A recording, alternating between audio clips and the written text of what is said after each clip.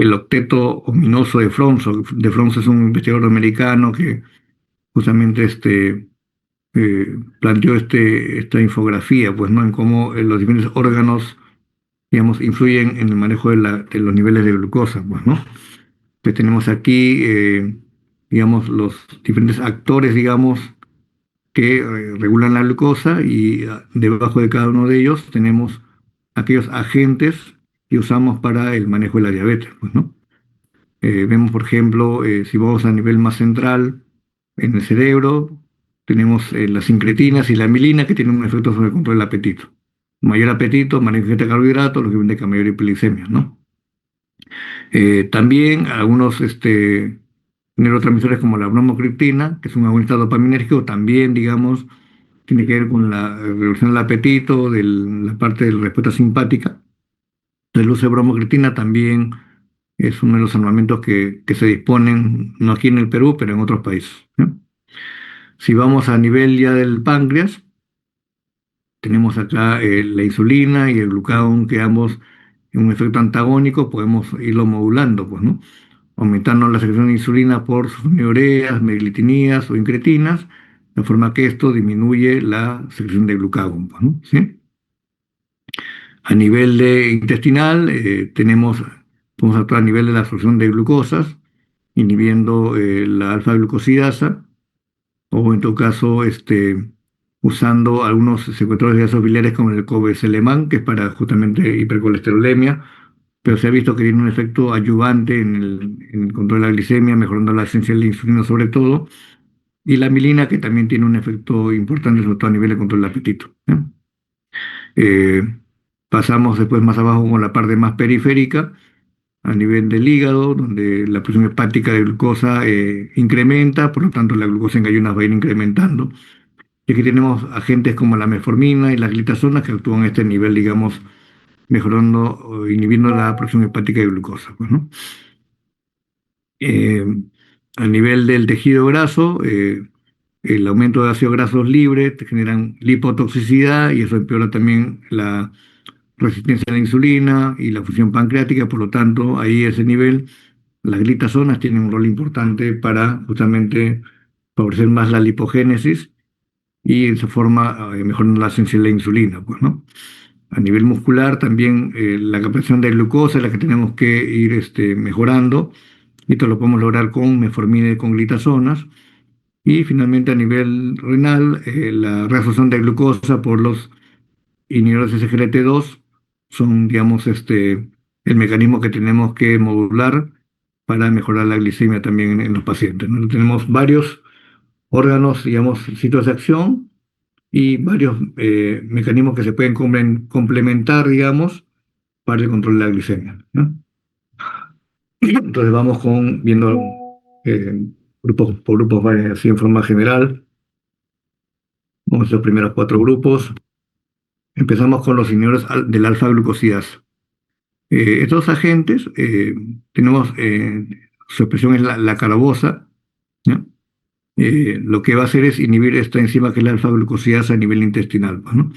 Tienen aquí la velocidad, digamos, intestinal, a nivel cepillo, del borde del cepillo, del enterocito, tenemos adosado ahí la alfa-glucosidasa, que es lo que va a hacer, como dice ahí, ¿no?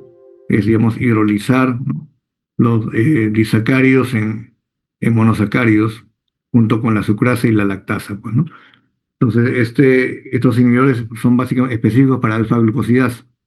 Por lo tanto, lo que va a hacer es, en gran parte, inhibir que los disacáridos pasen a monosacáridos y se absorban, digamos, como tal en el intestino, digamos, en la parte final del intestino delgado, pues, ¿no?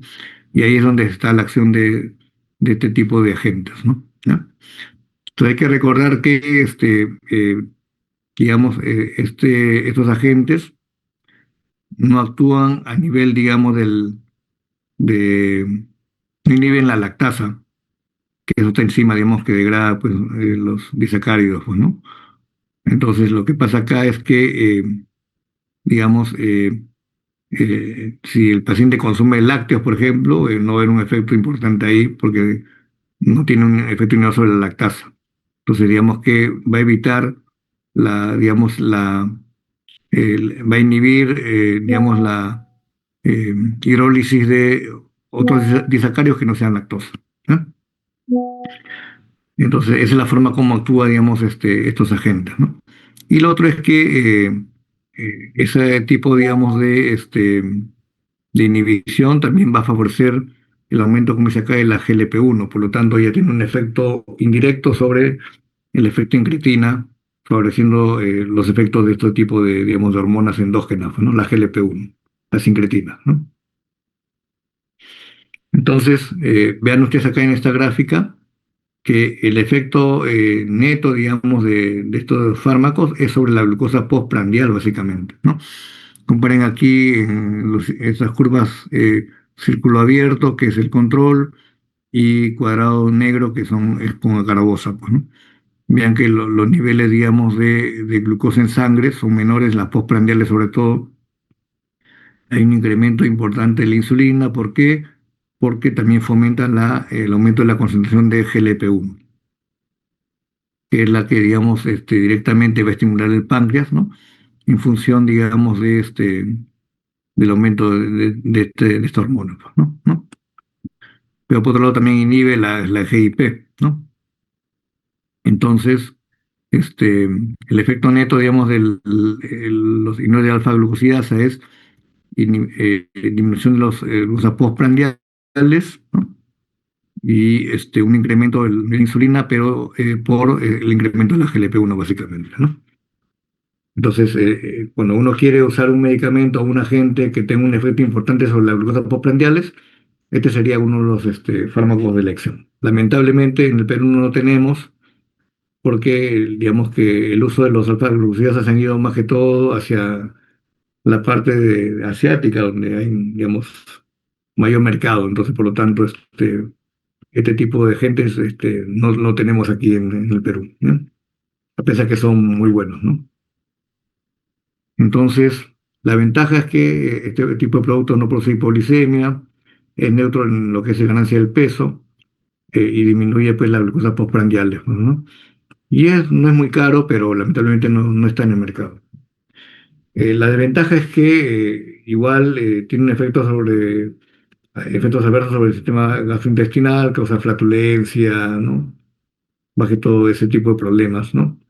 Eh, Hay que usarlo con las comidas porque es donde actúa más, lógicamente, ¿no? Y lógicamente que en pacientes renales está ya contraindicado, ¿no? Y si bien tiene un efecto importante sobre la postprandial, el efecto sobre la glicosilada no es tan potente como otros medicamentos, ¿no? Y aquí tenemos justamente los que están en el mercado, la carbosa, el militol, la boglibosa, que está más que todo en otros mercados, no lo tenemos aquí.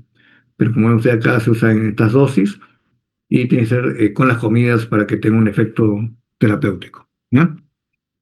Con respecto a los señores de alfa-glucosidasa. Con respecto a lo que son secretagogues de insulina, son los que ya conocemos, ¿no? Tenemos aquí la glibenclamida como principal exponente, ¿no? Aquí tenemos justamente los, las formas químicas de cada producto. Tenemos aquí la clorpropamida y la tolbutamida, que fueron las sulfonilureas de primera generación. Después salieron ya la de segunda generación, que eran la glibenclamida, el glipizide, posteriormente la glimepiride y la glicazida, que se consideran ya más que todo de tercera generación, pues. De todas ellas, digamos, tienen una acción sobre el receptor sur, que es el receptor sensible a sulfonilureas y que están enlazadas a un canal de potasio sensible, ¿no? Entonces lo que ocurre aquí es que normalmente eh, canal de potasio, digamos, se va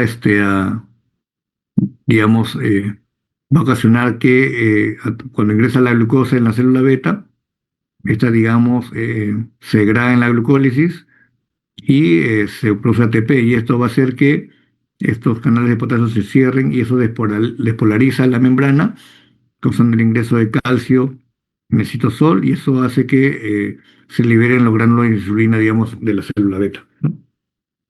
Entonces, como estos canales de potasio sensibles están asociados a este receptor sur, es ahí donde está el sitio de acción de las sulfonilureas. Entonces, cuando se une ahí la sulfonilurea en este receptor SUR1, lo que va a hacer es justamente cerrar el canal de potasio y favorece la desproliferación de la membrana, y eso ocasiona pues que se ingrese calcio al citosol y libere la insulina a nivel de la célula beta.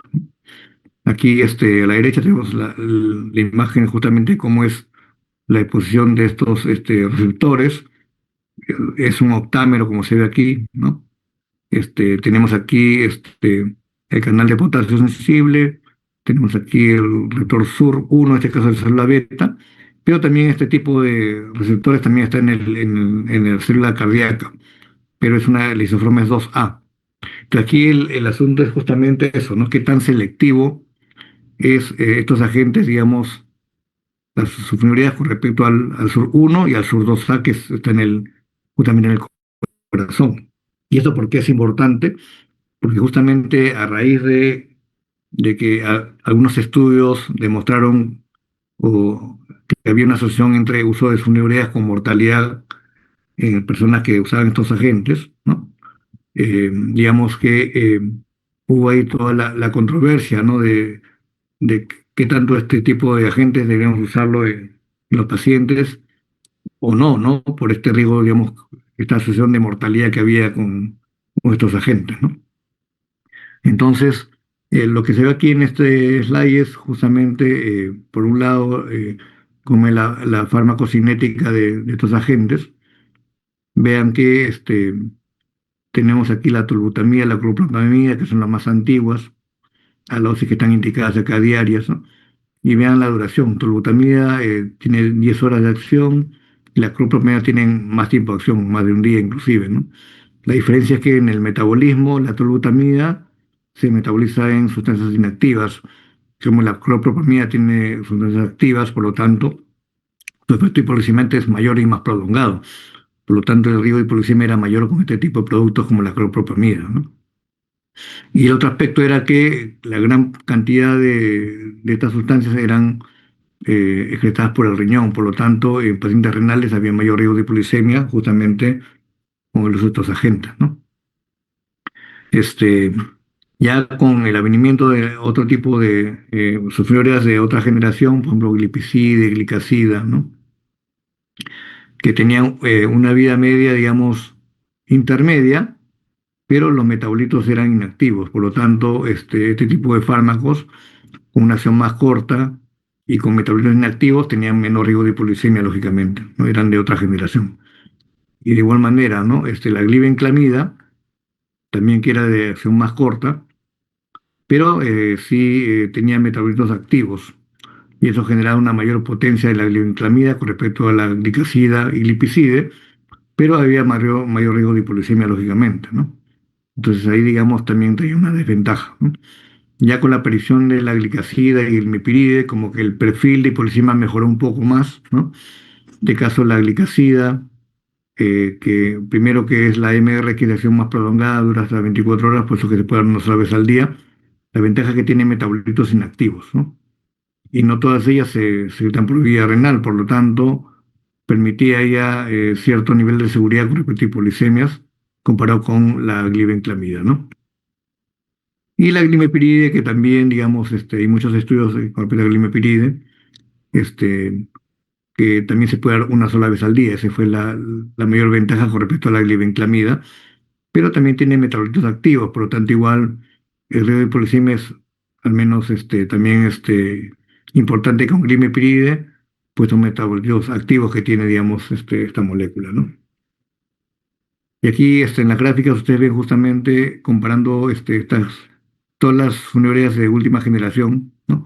Por ejemplo, aquí arriba glibenclamida con glimepiride. Vean que eh, glimepiride, que está en triángulo, tiene una curva intermedia con respecto a glibenclamida, que tiene una curva más alta de peptido C insulina.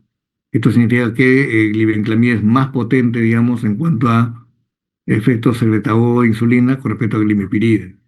Y eso puede explicar por qué tiene más riesgo de hipoglicemia con respecto a este producto, digamos, el glimepiride, ¿no? Y aquí abajo tenemos, comparando glibenclamida con glicazida, y con glipizide. Ven ustedes que la glicazida y el glipizide tienen un perfil de secreción de insulina un poquito más fisiológico, ¿no? Como si fuera la primera fase de insulina y después una caída, digamos, del nivel de insulina, digamos, con respecto a glibenclamida, que su efecto de secreción es más tardío, pero más sostenido. Por lo tanto, viendo solamente este perfil farmacológico con respecto a la secreción de insulina, vemos que glipizida y glicazida son un poquito más seguros en hipoglucemia con respecto a glibenclamida, ¿no? Por eso que estos agentes posteriores a la glibenclamida demostraron un perfil de seguridad mejor para hipoglucemia con respecto a glibenclamida, pues, ¿no? ¿Sí? Más aún glicazida, que tiene metabolitos inactivos, por lo tanto lo hace un poquito más seguro inclusive, ¿no? Eh, Otros agentes como son las meglitinidas, que son sulfonilureas, son mucho más cortas inclusive que las sulfonilureas, ¿no? Son grupos secretagogues de insulina, pero con una acción mucho más corta. Ahí tenemos el repaglinid, la meglitinidas, que en su momento estuvieron en el mercado, pero ahora ya no lo tenemos, ¿no? Tiene un efecto de acción, digamos, muy, muy corta realmente, ¿no? Y con respecto a repaglinid, que se secreta básicamente por vía biliar, lo cual generaba una ventaja con respecto a aquellos pacientes renales, ¿no? Y la naletinida, que bueno, sí tenía eliminación renal mayor, ¿no? Que un poco limitaba su uso en renales, ¿no? Pero la vida media era bastante corta, por lo tanto había que darlo muchas dosis con las comidas. Y lo otro era que el coste era bastante caro de estos medicamentos, ¿no? Entonces, aquí, por ejemplo, vemos ya las diferentes presentaciones de estos sulfonilureas. Las que están todavía en el mercado son la glibenclamida, que todas las conocemos, ¿no? La dosis de 2,5, que es la mínima, o sea, la mitad de 5, que viene tableta de 5 a 10 miligramos 2 veces al día, o sea, 20 miligramos por día, dosis máxima. La glipizide no lo tenemos en el mercado, la glimepiride sí lo tenemos en el mercado, dosis desde 0,5 hasta 8 miligramos por día, que puede ser una sola vez al día. La gliclazida, que tenemos ahora de acción prolongada, de 40 hasta 160 miligramos inclusive. En cambio, las meglitinidas, estas no las tenemos ya en el mercado, ¿no? Y la primera generación ya están en desuso prácticamente, ¿no? Em, Esto es lo mismo en cuanto a la farmacocinética, su eliminación renal, ¿no? Y los metabolitos activos, digo, que tienen algunos como la glibenclamida y la glimepirida, ¿no? Que tienen metabolitos, digamos, activos igual, que potencia un poco el efecto prolongado de hipoglucemia con estos fármacos. En cuanto a las ventajas, sus prioridades son muy, muy económicas realmente. Entonces, pues lo que cuando hablamos de hipoglucemia, en aquellos sectores con bajo nivel económico, prefieren usar sulfonilureas, pues, ¿no? Entonces, tienen más riesgo de hipoglucemia por justamente ese acceso que tienen por el costo. Por lo tanto, estos productos también, como ven acá, tienen más riesgo de hipoglucemia y más ganancia de peso, por lo que hemos mencionado en la parte de hipoglucemia, ¿no? Este, y las glinidas, también lo mismo, pero el problema es que son medicamentos más caros, realmente, ¿no? Entonces, el uso de sulfonilureas, digamos, si bien ustedes lo van a ver, muchos pacientes usan estos medicamentos, sobre todo por el costo, pero hubo toda una controversia con respecto a su seguridad cardiovascular. De lo que ustedes ven en esta gráfica, justamente a la izquierda, es ese mecanismo que se llama el precondicionamiento isquémico. ¿Qué significa esto? O sea que tras un infarto, lo que hace el corazón es justamente generar más colaterales, de tal manera que en el tiempo se va limitando el área de necrosis tras una isquemia, pues, ¿no? ¿Eh? Pero lo que se vio en algunos estudios experimentales, justamente como se ve en la gráfica de abajo, de este lado izquierdo, es que ante un infarto, si uno expone a ese modelo de infarto a sulfonilureas, se bloquea este mecanismo de precondicionamiento isquémico. El área de la necrosis no disminuye. Entonces, ahí es donde ya hubo esa controversia de que en qué medida tenemos que usar o no sulfonilureas en pacientes, digamos, que tienen angina inestable o que ya han tenido un infarto previo, ¿no? Entonces, y esto se debe a que tanto el páncreas como el corazón tienen pues estos receptores SUR, pero son isoformas diferentes, ¿no? SUR 1, que es para el páncreas, y SUR 2A, que es para el corazón, ¿no? Ambos asociados al canal de potasio sensible, ¿no? Voltaje sensible, ¿no? Entonces, en base a esto, se comenzó a caracterizar las urinarias según su sensibilidad o según su especificidad a SUR 1 o a SUR 2A. Y en qué medida ese efecto es reversible o no. Entonces, en base a ello, ya se han ido caracterizando estas urinarias según estas propiedades, ¿no? Entonces, lo que ustedes ven aquí en esta gráfica es justamente eso, qué tan selectivo y qué tan reversible es el efecto de las ureas con respecto a esos tipos de receptores. Y aquí en la izquierda ustedes ven, por ejemplo, tolbutamida, que es una sulfonilurea de primera generación, glicazida, que es una de segunda, tercera generación, y las glinidas, mitiglinide y repaglinida, ¿no? ¿Sí? De las de arriba vean que la curva de inhibición de SUR 1, que es esta línea negra, y esta línea discontinua es la curva de inhibición de SUR 2A, que es la del cardíaco, ¿no? Entonces, lo que aquí se está comparando es el cambio de voltaje, digamos, ¿no? ¿Sí? Que ocurre, digamos, eh, cuando se pone estos receptores a estos agentes, ¿no? Entonces, la línea arriba se ve como, en este caso, tolbutamida, glicazida y la mitiglinida, ¿no?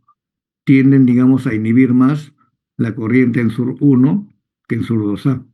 Por lo tanto, se considera que esta primera línea de sulfonilureas o de secretador de insulina son más selectivos para SUR 1 que para SUR 2A, ¿cierto?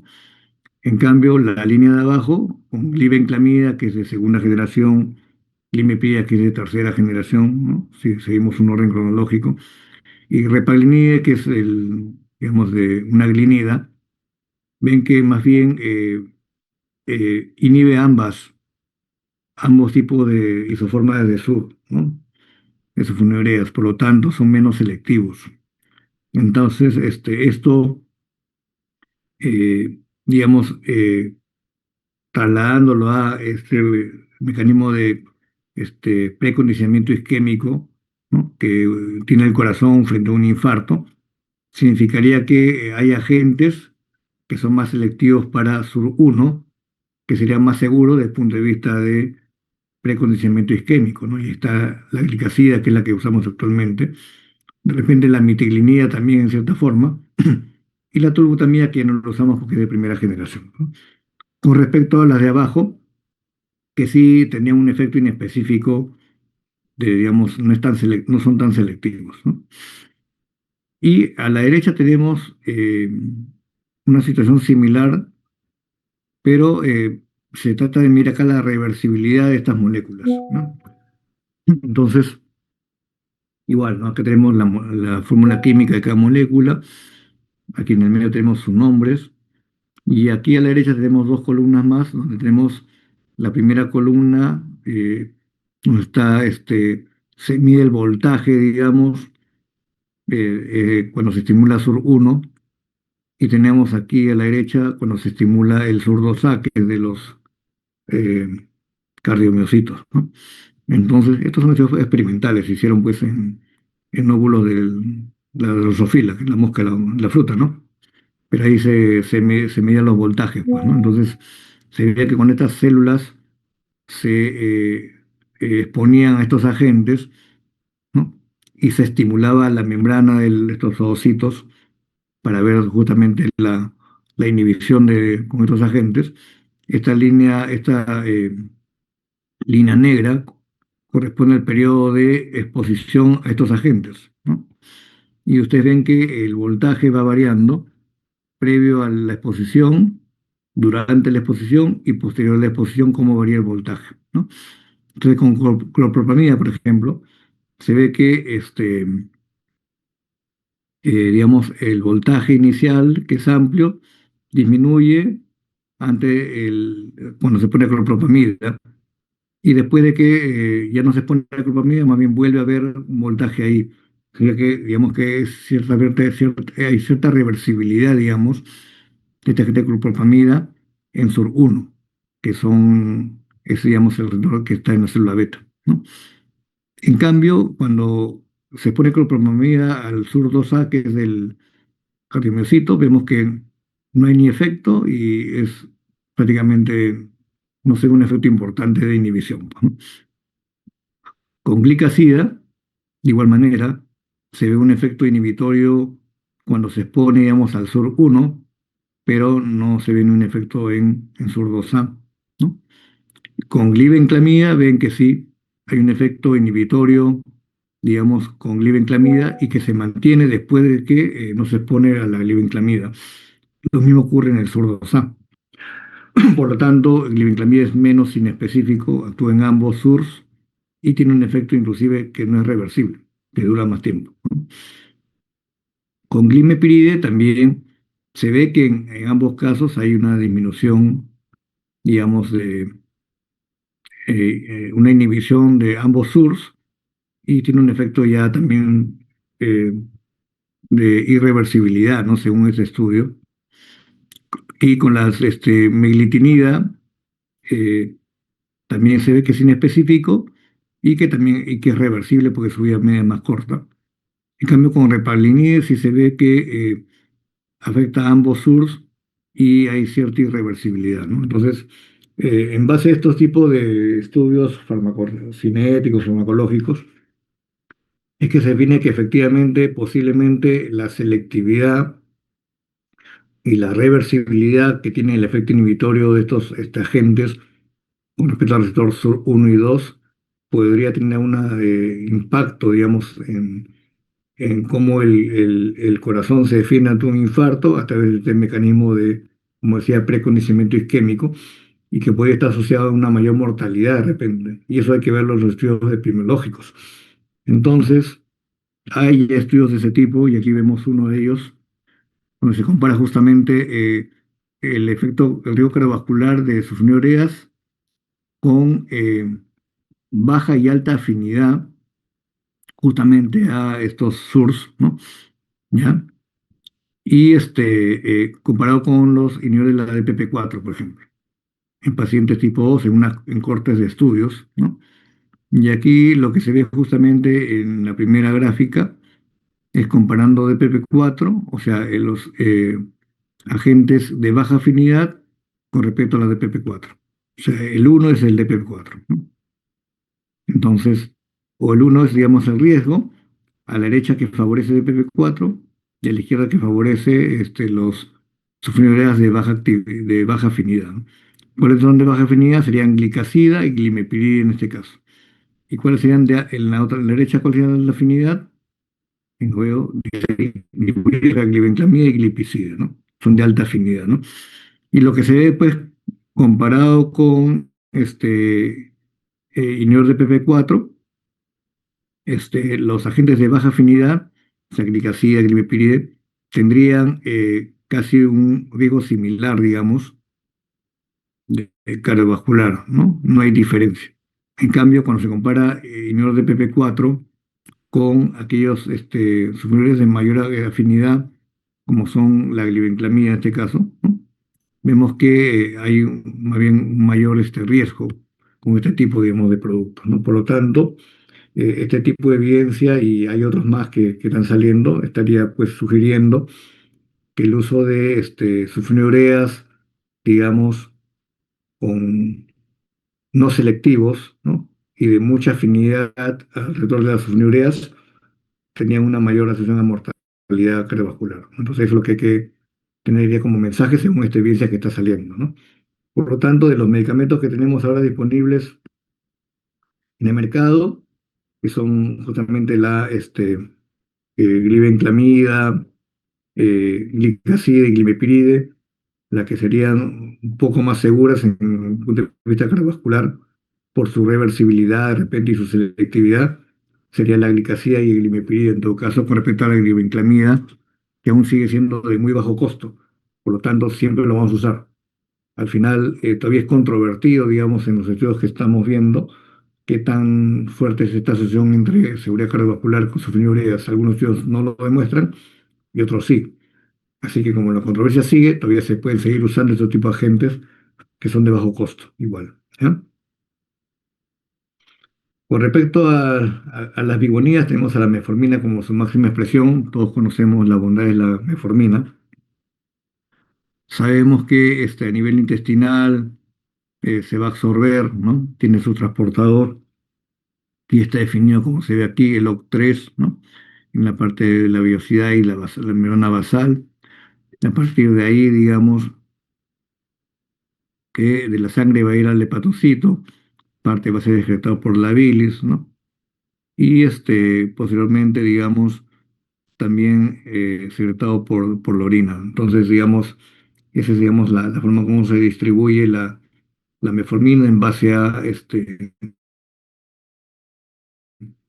transportes específicos que son los OC2, ¿no? En uno y 3, ¿no? Y su mecanismo de acción aún está siendo caracterizado, ¿no? Pero tiene varios efectos realmente la metformina, ¿no? Por ejemplo, a nivel intestinal realmente lo que ocurre es que muchos de los carbohidratos se convierten en lactato. Entonces, cuando van por vía portal al hígado, ese aumento de lactato sí inhibe gluconogénesis, pero por otro lado también se sabe que a nivel digamos, del hepatocito, la metformina también a través de su transportador, o uno en este caso, tiene mitocondrial que cambia la reacción ATP con AMP y esto genera pues una división de la gluconeogénesis, digamos. Por lo tanto, inhibe la glucosa, la producción hepática de glucosa, pues, ¿no? Por otro lado, también la activación de la AMPK tiene un efecto a nivel de la vía mTORC que tiene que ver con la síntesis proteica y la proliferación celular. Entonces, como esta vía es inhibida por la metformina, tendría un efecto anticancerígeno, como ya hemos visto en la parte de diabetes y cáncer, pues, ¿no? ¿Sí? Y digamos, favorecería acá en línea azul, ¿no? La atracción de genes que tienen que ver con un gasto de energía y almacenamiento, ¿no? Entonces, digamos que el efecto, digamos, neto de la metformina va a ser esto, ¿no? La disminución de la gluconeogénesis hepática, digamos, a nivel del hepatocito, ¿no? Y a nivel más bien periférico, favorecería la captación de glucosa, digamos, ¿no? Entonces, aquí en la tabla tenemos justamente esos efectos, ¿no? A nivel de la hiperglicemia, disminuye la presión hepática de glucosa, aumenta la captación periférica de glucosa, a nivel de resistencia a la insulina, aumenta la señalización de insulina a nivel por receptor, disminuye la hiperinsulinemia, tiende a tener un efecto sobre la reducción de peso y como ustedes ya saben, la metformina se asocia pues a una disminución de la producción de diabetes tipo 2 en pacientes con alto riesgo de hacerla, ¿no? ¿Sí? En cuanto a dislipidemia, tiene un efecto modesto, disminuye VLDL, triglicéridos y aumenta HDL, ¿sí? Y puede aumentar también la oxidación de ácidos grasos, como dice acá. No tiene un efecto importante sobre la presión arterial, sí tiene un efecto a nivel protrombótico, disminuye ese efecto protrombótico. También parece aumentar la fusión endotelial, disminuyendo la adhesión de moléculas, digamos, ¿no?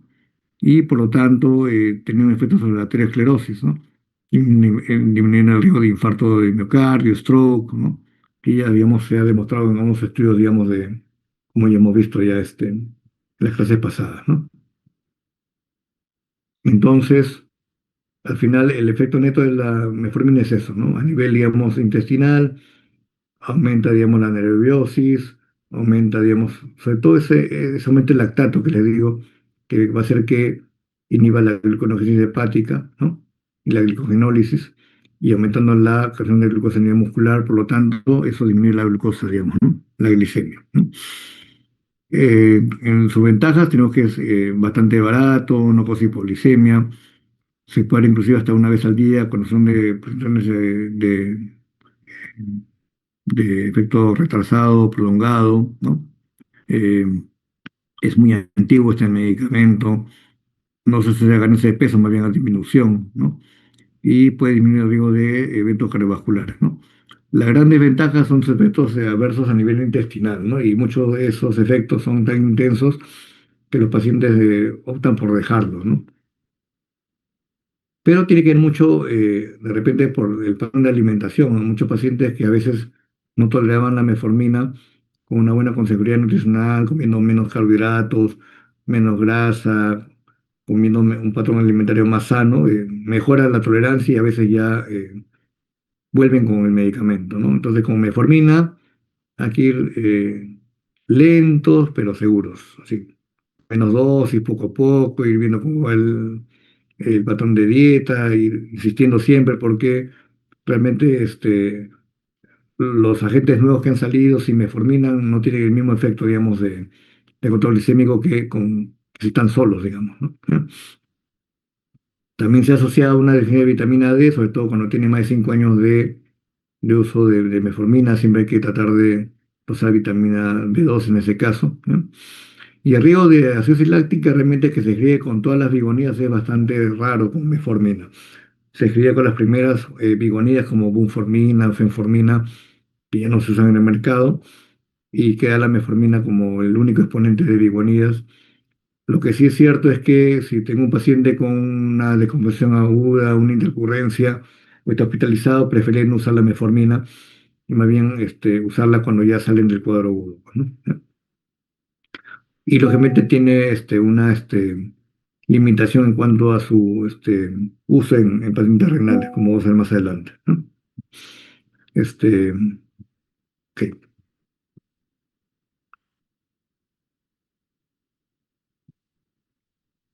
Esta segunda parte es saber los otros agentes del mercado, rápidamente, con respecto a las glitazonas.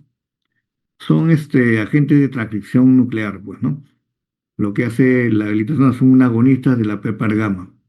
Usted sabe muy bien que PPAR gamma es un receptor intranuclear, modula la transcripción, digamos, de genes cuando está acoplado a la receptor de retinoides, ¿no? Estos se dimerizan o heterodimerizan en una zona promotora de un gen que controla este tipo de receptores, ¿no? Ustedes ven acá a la izquierda, perdón, a la izquierda ven todos esos genes al cual pueden regular la heterodimerización de PPAR gamma con el receptor RXR, pues, ¿no? Por ejemplo, aumenta la lipoproteína lipasa, la expresión de la proteína transportadora de ácidos grasos, y todos los que están acá. En otras palabras, lo que va a promover el agonista PPAR gamma, de las glitazonas, es favorecer aquellos genes que tienen que ver con la lipogénesis, ¿ya?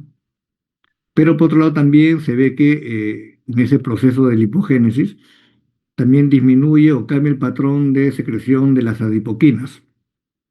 Por ejemplo, disminuye la resistina, disminuye el factor de necrosis tumoral alfa, disminuye proteína C reactiva, disminuye las citoquinas proinflamatorias, dependiendo de la NF-kappa beta, ¿no?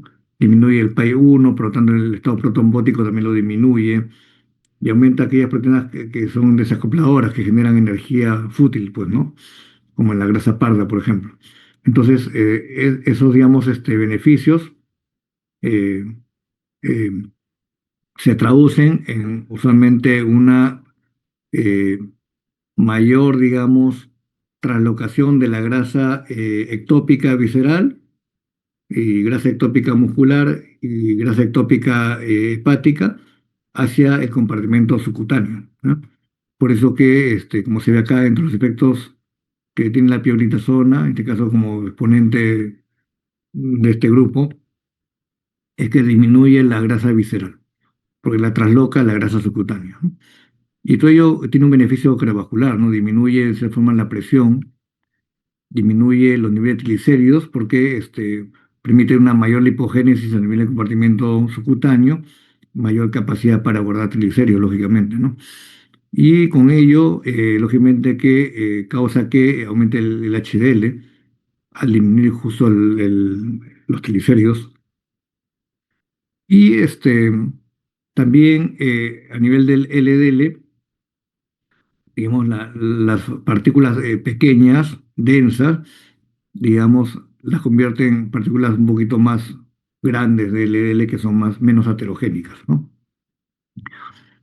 A nivel endotelial, mejora también la función endotelial, lógicamente que reduce los niveles de hemoglobina glicosilada, disminuye proteína C reactiva, disminuye el PAI-1, que es un factor procoagulante, mejora la insulinoresistencia y mejora la insulinemia. Entonces, el efecto neto, digamos, de la pioglitazona es beneficioso, digamos, en el contexto, digamos, del metabolismo de la glucosa y los lípidos, ¿no?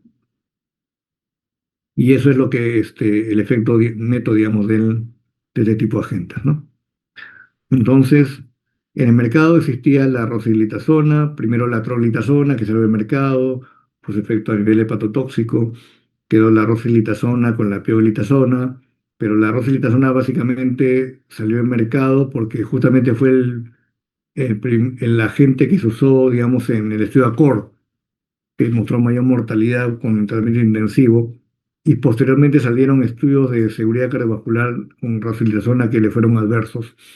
Por lo tanto, salió del mercado y quedó solamente la pioglitazona, que sí en un estudio de seguridad cardiovascular que fue el Lactos, demostró pues que más bien este medicamento sí tiene un efecto importante, digamos, de reducción de riesgo de eventos de stroke, sobre todo. Por lo tanto, esa evidencia le dio un gran soporte para que siga en el mercado, ¿no? Y ahora ya lo tenemos inclusive como genérico ya, ¿no? Entonces, ambos se usan una sola vez al día o fraccionados, ¿no? La ventaja también de la pioglitazona es que una gran proporción se elimina por bilis, por lo tanto, en renales se puede usar por precaución, ¿no? A pesar de que se asocia pues a edema y congestión cardíaca, pero en pacientes seleccionados se puede usar, digamos, inclusive con una función renal muy baja, ¿no? Entonces, la que queda en el mercado es la pioglitazona, ¿no? Entonces, la ventaja es que se puede mirar una sola vez al día, se ha visto que reduce efectos cardiovasculares, sobre todo stroke, ¿ya? Este, Su efecto es más o menos sostenido, digamos, porque es una modificación a nivel post transducción, digamos, ¿no? Eh, Tiene un efecto importante sobre la enfermedad, digamos, grasa del hígado, ¿no? Reduce esteatohepatitis porque justamente trasloca la grasa ectópica hepática hacia la parte subcutánea, no produce hipoglicemia. Actualmente ya es bastante barato la pioglitazona.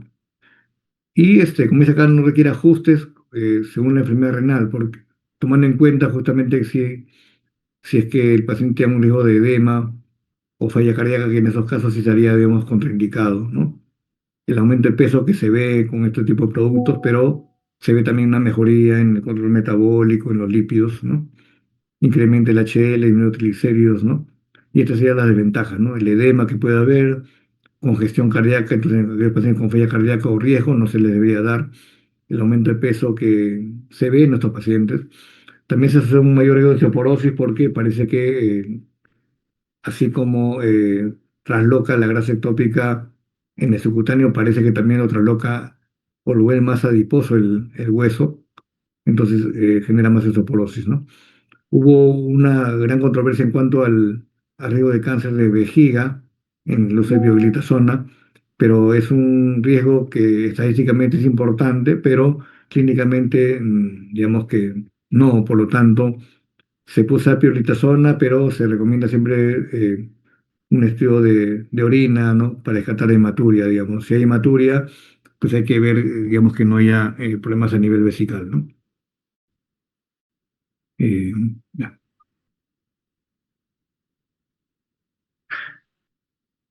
Con respecto a las incretinas, eh, ya lo conocemos muy bien, es una enterohormona, ¿no? Que purifica alimentos, el intestino delgado, se produce, digamos, y esta GLP-1, digamos, eh, su vía media depende de su degradación por la enzima de PP4, ¿no? Y acá tenemos dos formas terapéuticas. Uno, usando agonistas GLP-1 que sean resistentes a la degradación de PP4, o en todo caso usando un inhibidor de PP4 que inhiba esta enzima, por lo tanto la vía media de GLP-1 aumenta, pues, ¿no? ¿Sí? Entonces, esta GLP-1 va a tener una acción a nivel del páncreas, estimulando la insulina, por lo tanto inhibiendo el glucagón, ¿sí? Y también tiene un efecto, digamos, que se ha visto en animales, un efecto trófico a nivel de célula beta, ¿no? Y esto pues actúa a nivel periférico de músculo y de hígado, pues, ¿no? Mejorando el control glicémico, ¿no? A nivel, digamos, eh, hipotalámico, tiene un efecto de saciedad, ¿no? Y digamos, por vía, digamos, del sistema vago, retrasa el vaciamiento gástrico, que es el efecto más importante que tiene la GLP-1 a este nivel, y eso contribuye también con una menor ingesta de alimentos y una disminución de peso importante, ¿no? Todo ello mejora, pues, el control glicémico, ¿no? Como ustedes ya saben. Eh, Aquí tenemos dos ingredientes importantes, la GLP-1 y la GIP, ¿no? La GLP-1 que tiene esos efectos que hemos mencionado, ¿no? Que estimula el páncreas según, digamos, la ingesta de nutrientes, es un bien fisiológico, ¿no? Incrementa la biosíntesis de insulina, incrementa la masa de célula beta según estos animales, suprime el glucagón y puede incrementar también la secreción de somatostatinas, dice acá, ¿no? Y efecto extrapancreático, la visión del vaciamiento gástrico, básicamente, y la saciedad a nivel hipotalámico, ¿no? GIP, por su lado, también tiene un efecto de insulina, ¿no? Y dice acá que, por ejemplo, también disminuye la acidez gástrica y la secreción gástrica y también promueve la lipogénesis, digamos, con un efecto adicional de la GIP, ¿no? Inclusive ahora ya existen fármacos que ya están en algunos mercados donde se asocian GLP-1 con GIP. Entonces, digamos, son moléculas que ya van a salir seguramente en el mercado y en un futuro van a estar disponibles, ¿no?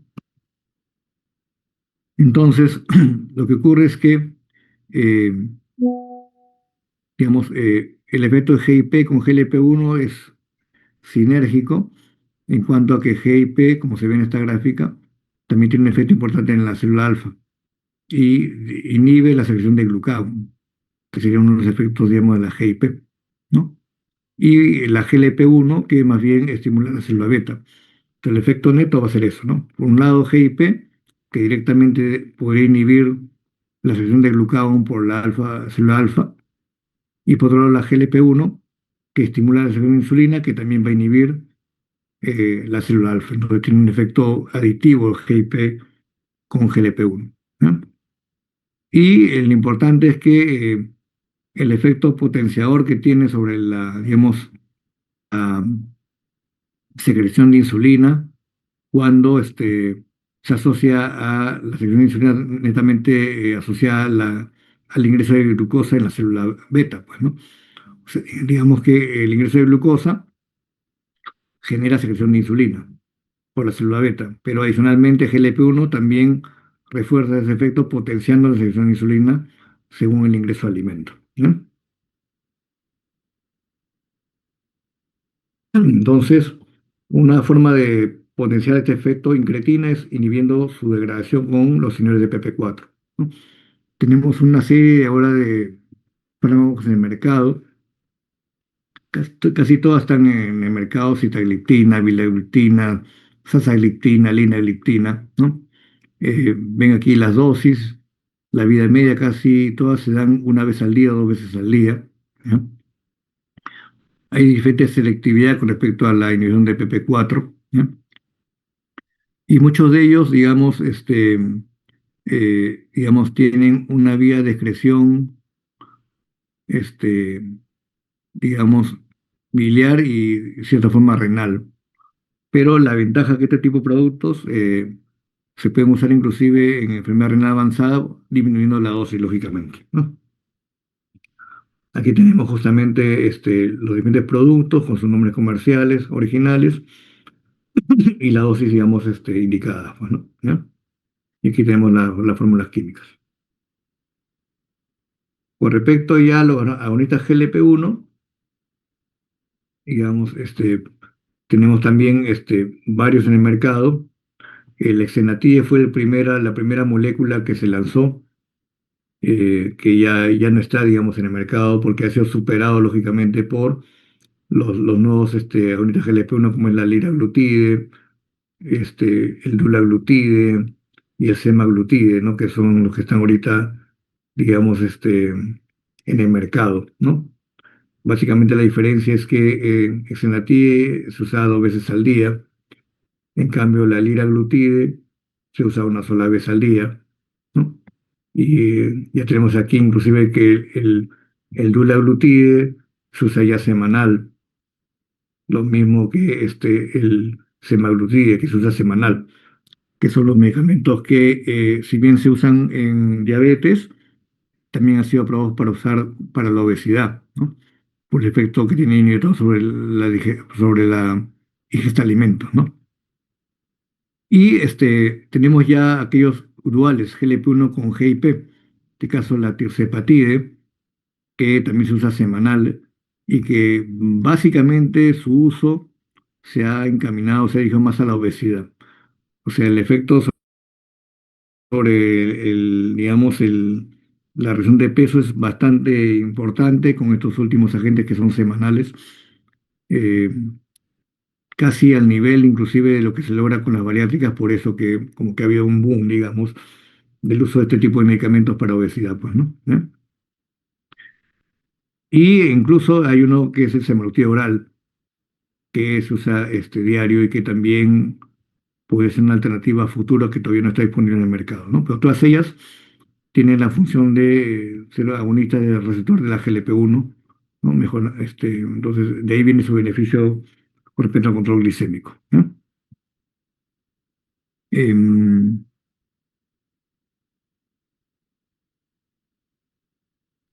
Estos son datos farmacocinéticos que ustedes lo van a poder revisarlo, no hay problema, ¿no? Solamente para que lo tengan ahí como dato.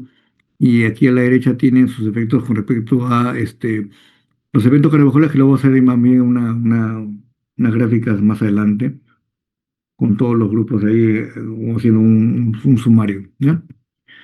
Este, con respecto a los índices SGLT2, que también ya hemos explicado, el feedback túbulo-glomerular, cómo es que la inhibición de la SGLT2 tiene un impacto sobre el control glicémico y sobre la protección renal al mejorar la presión intraglomerular, ¿cierto? Eso ya lo hemos explicado en clases pasadas, ¿no?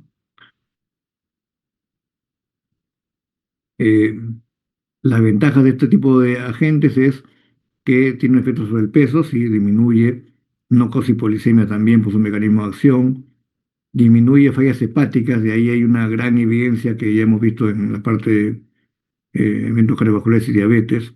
En la parte renal también ya la hemos revisado, ¿no? Se toma una sola vez al día, si es dosis única o fraccionado con metformina, y también tiene efectos sobre la presión arterial. Todo ello tiene un impacto sobre justamente los eventos cardiovasculares duros que ya hemos mencionado, pues, ¿no?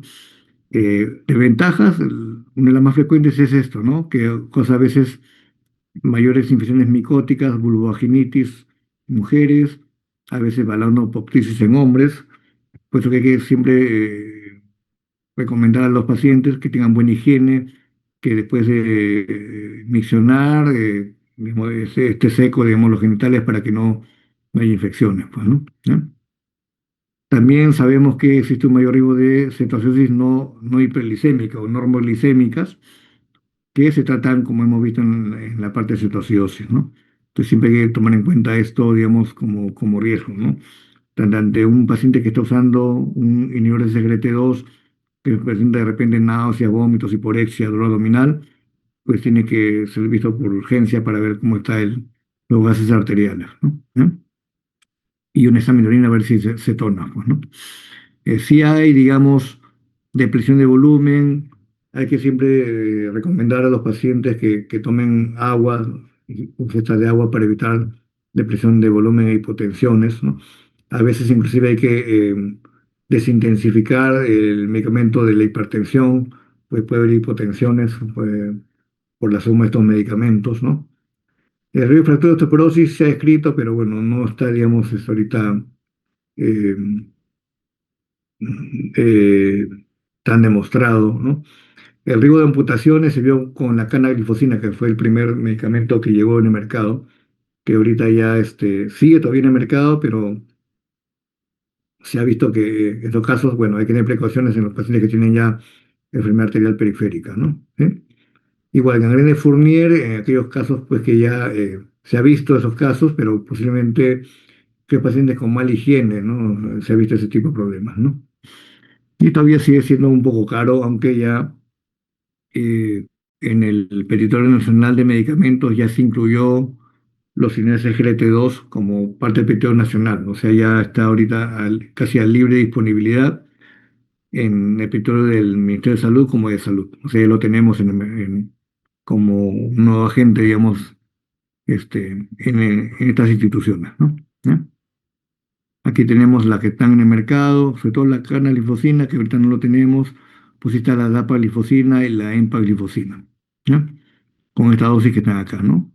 DAPAC 5 o 10 miligramos, 5 será para falla cardíaca, 10 en pacientes con diabéticos que queremos mejorar la presión renal o cardiorrenal, y la empaglifosina también 10 para enfermedad cardíaca y 25 para el resto de condiciones, ¿no?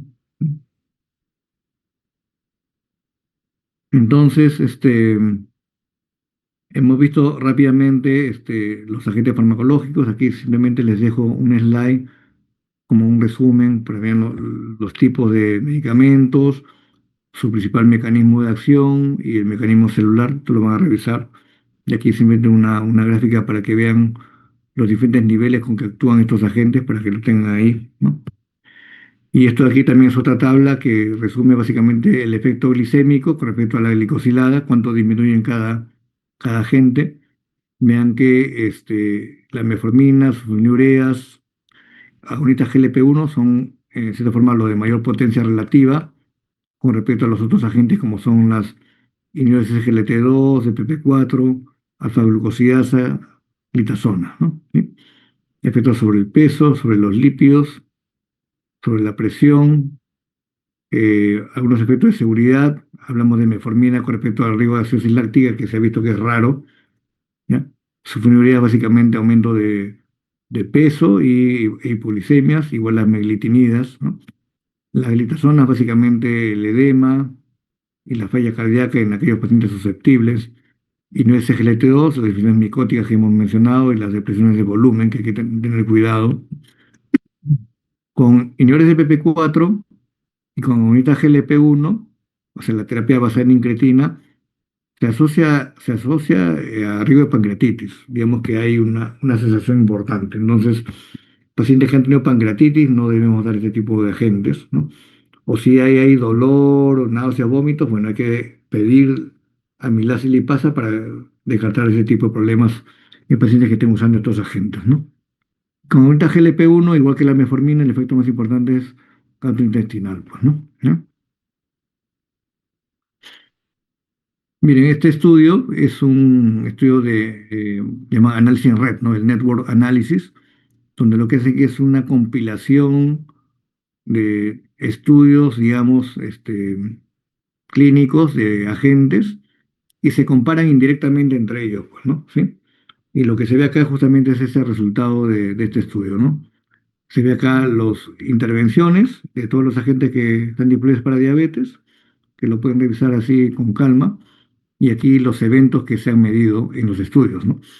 Mortalidad por todas las causas, infarto no fatal, stroke no fatal, falla cardíaca, hospitalización por falla cardíaca, MACE en 3 puntos, producción de enfermedad renal, calidad de vida, hipolimia severa, o sea, grado 3, ¿no? Grado 2 3, eh, descoordinación por eventos adversos y eventos adversos específicos para cada medicamento, ¿no? Entonces, en verde van a ver donde es beneficio, ¿no?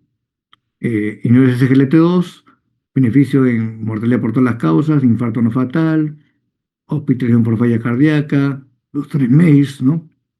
Enfermedad renal y calidad de vida, ¿no? De repente en rojo, infecciones genitales, amputaciones con canaglifosina y cetoacidosis en rojo para este grupo, ¿no? Para unidad GLP-1, beneficio de mortalidad por todas las causas, no fatal, en stroke también. Vean aquí en verde más claro, si dice efecto intermedio, acá hay una leyenda abajo que lo pueden ustedes revisar, ¿no? Efecto cardiorenal, importante para SGLT2 y agonista GLP-1, ¿no?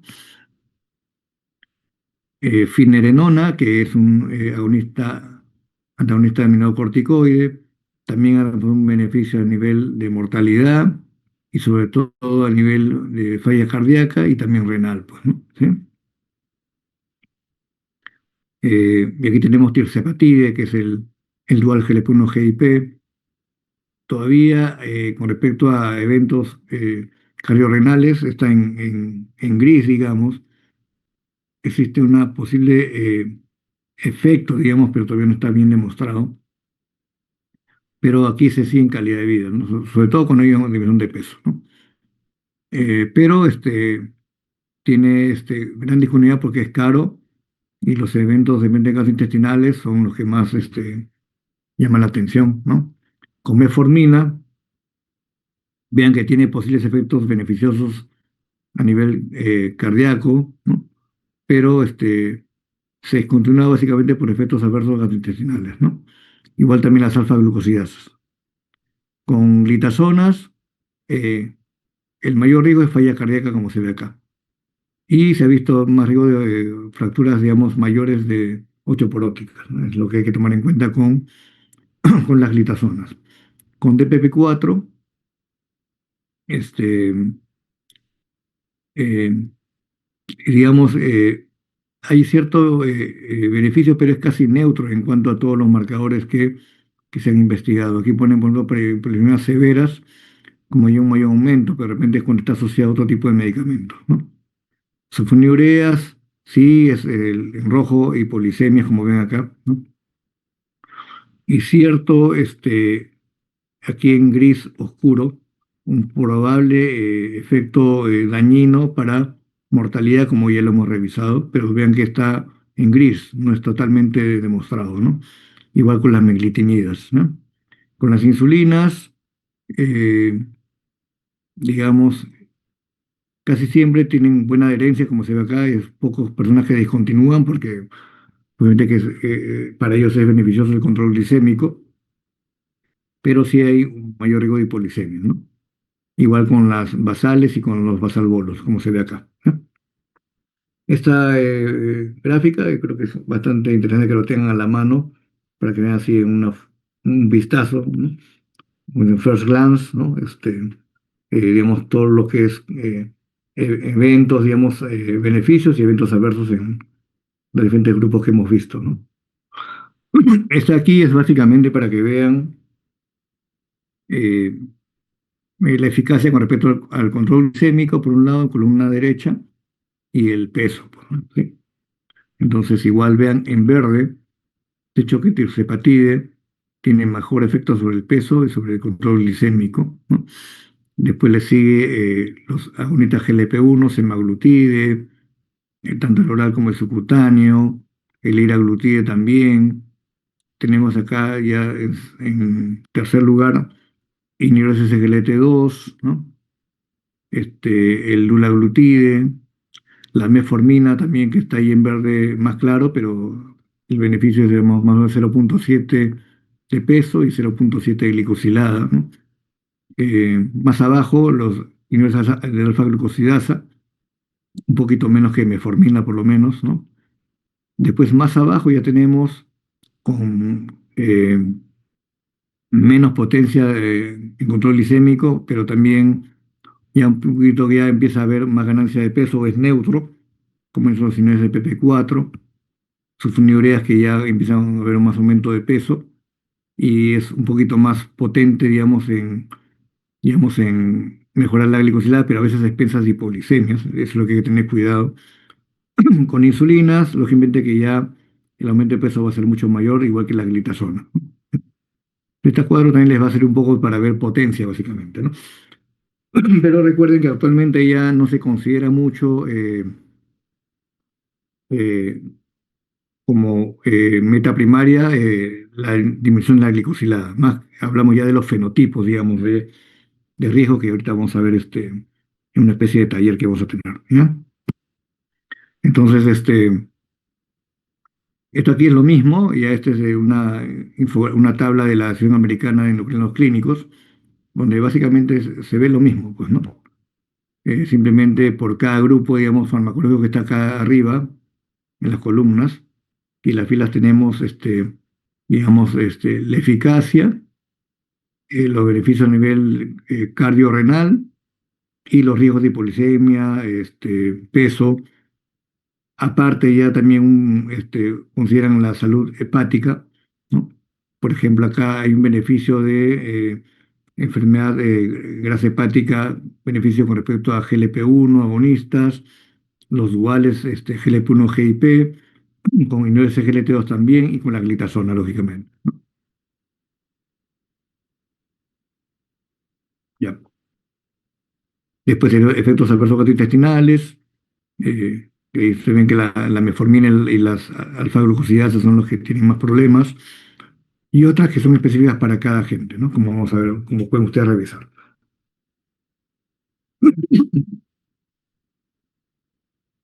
Y esta aquí es ya un poco para que tengan a la mano cómo manejar el tratamiento según el estadio renal, ¿no? Un estadio 2 no hay problemas, la OSI no se va a modificar, pero en la medida que avance el estadio renal sí vamos a tener en cuenta hay algunos agentes que se pueden usar y otros no. Uno que tiene un estadio 3 que es de 30 a 44 de tasa de filtrado glomerular, estadio 4 que es 30 a 15 y menos de 15 que es estadio 5. Entonces vean que hay agentes en verde que se pueden usar, agentes en rojos que no se pueden usar y agentes en amarillo que se usan con precaución, ¿no? De con metformina bien que los últimos consensos eh, consideran ya que metformina hasta 30, hasta más de 30 de tasa de filtrado glomerular se puede usar, ¿ya? Antes era imposible pensar esto por la lipoacidosis láctica, pero ahora, digamos, ya se ha demostrado por algunos estudios observacionales, sobre todo, que metformina puede ser segura, inclusive con filtrado glomerular hasta 30 digamos, de filtrado glomerular, ¿no? Con inhibidores SGLT2, con canaglifosina hasta un estadio 3B, se puede usar, o sea, 30-40, ¿no? Con dapaglifosina, se ha visto que hasta inclusive de 15 a 30 de tasa de filtrado glomerular se puede todavía utilizar. Lo mismo con epaglifosina, pero a menor dosis, que ya 10 miligramos, que es la tableta de 10 que hay en el mercado, ¿no? Hasta un estadio, digamos, hasta 15, ya menos de 15 ya estaría casi contraindicado, ¿no?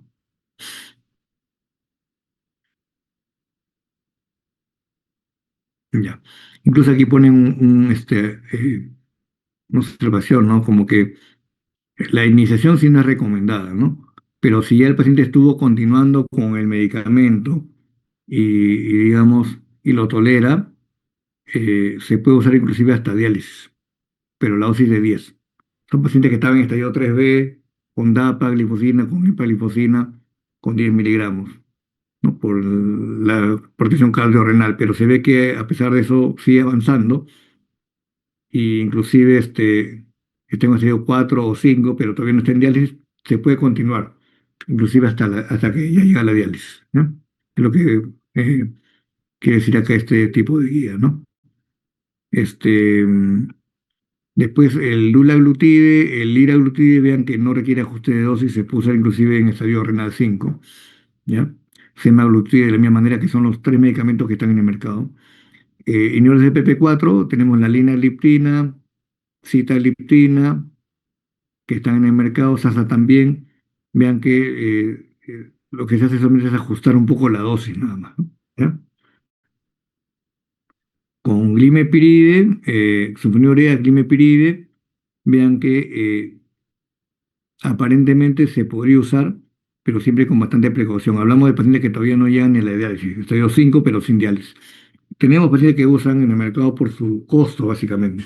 Y a veces no nos queda otra cosa que seguirlos usando, pero con dosis mínimas, en este caso con 1 miligramo, ¿no? Y si hablamos de glibenclamida, no estaría recomendado, ¿no? Porque ya hemos visto que su vida media es mayor, es inespecífico en cuanto a sus efectos en los receptores, ¿no? Y su efecto no es reversible, continúa inclusive después de haber suspendido la gente. Entonces vemos que, en cambio, limepiride y glipizide todavía se pueden usar, inclusive hasta antes de la diálisis, ¿no? Con pioglitazona hemos visto que realmente no requiere ajuste de dosis y el paciente no tiene riesgo de falla cardíaca, se puede usar, ¿no? Y en la carbosa sí hasta, digamos, 30 filtros glomerular, digamos, ahí, digamos, tenemos que ya suspenderlo, ¿no? Ok, muy bien. Ya chicos, entonces son, a ver, son 9:20, unos 10 minutos, ¿ya? Para empezar la última parte.